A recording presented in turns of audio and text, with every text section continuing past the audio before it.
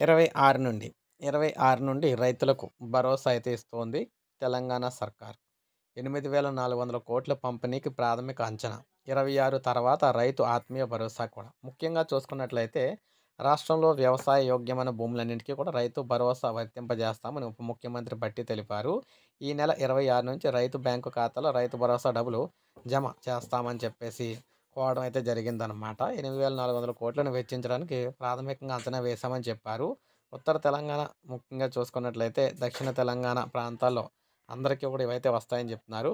ఎట్టి పరిస్థితుల్లో రైతులందరికీ కూడా డబ్బులైతే వేస్తామని 26వ తారీఖు నుంచి జమ చేయడం అయితే మొదలవుతుందని, అందువల్ల రైతులు ఎవరు కూడా కంగారు పడొద్దని చెప్తున్నారు.